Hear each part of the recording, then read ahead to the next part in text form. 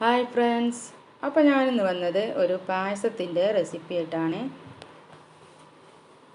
സിമ്പിളായിട്ട് തയ്യാറാക്കാൻ പറ്റുന്ന ഒരു പായസമാണിത്. കടലപ്പരിപ്പ് കൊണ്ടാണ് ഞാനിത് ഉണ്ടാക്കുന്നത്. അതിനായിട്ട് ഞാൻ കടലപ്പരിപ്പ് എടുത്തിട്ടുണ്ട്. പിന്നെ അതിലോട്ട് ആവശ്യത്തിനുള്ള സാധനങ്ങളൊക്കെ എടുത്തിട്ടുണ്ട്. ഈ ഒരു ഗ്ലാസ്സിന് ഒരു ഗ്ലാസ് കടലപ്പരിപ്പ് എടുത്തിട്ടുണ്ട്. അപ്പോൾ അതാ ശർക്കര ഉരുക്കാൻ വെച്ചിട്ടുണ്ട്. പിന്നെ തേങ്ങയുടെ 1-ാം പാല്, 2-ാം പാല്, പശുവും പാല് എന്നിവ എടുത്തിട്ടുണ്ട്. അപ്പോൾ ഞാൻ കുക്കറിൽ വേവിച്ചെടുത്തതാണിത് കടലപ്പരിപ്പ്.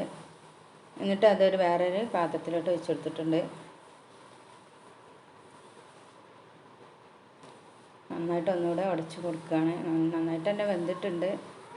ഇനി തീ ഓണാക്കിയിട്ട് നന്നായിട്ട് ഇളക്കി കൊടുക്കുന്നുണ്ട്. ഇനി അതിലോട്ട് പശുവും പാലാണ് ചേർത്ത് കൊടുക്കുന്നത്.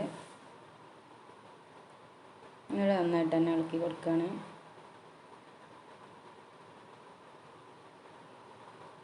ഇനി അതിലോട്ട് തേങ്ങയുടെ 2-ാം പാലും കൂടെ ചേർത്ത് കൊടുക്കുകയാണ്. നന്നായിട്ട് തന്നെ ഇളക്കിയിട്ട് തിളപ്പിച്ചെടുക്കുന്നുണ്ട്. തിളച്ച് വന്നതിന് ശേഷം ശർക്കരപ്പാനിയും കൂടെ ചേർത്ത് കൊടുക്കുന്നുണ്ട്. അരിച്ചിട്ട് ചേർത്ത് കൊടുക്കുകയാണ്.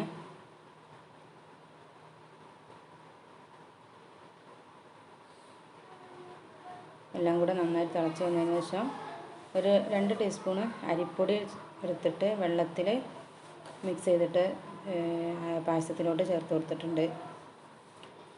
ഒരു പിഞ്ച് ഉപ്പും കൂടെ ചേർത്ത് കൊടുക്കുന്നുണ്ട്. മധുരം ബാലൻസ് ചെയ്യാനും വേണ്ടിയിട്ടാണ്. പിന്നെ അതിലോട്ട് ഏലക്കാപ്പൊടിയും കൂടെ ചേർത്ത് കൊടുത്തിട്ടുണ്ട്. ആ വീഡിയോ മിസ്സായി പോയതാണ്. പിന്നെ എന്താ തേങ്ങയുടെ 1-ാം പാല് ചേർത്ത് കൊടുക്കുകയാണ്.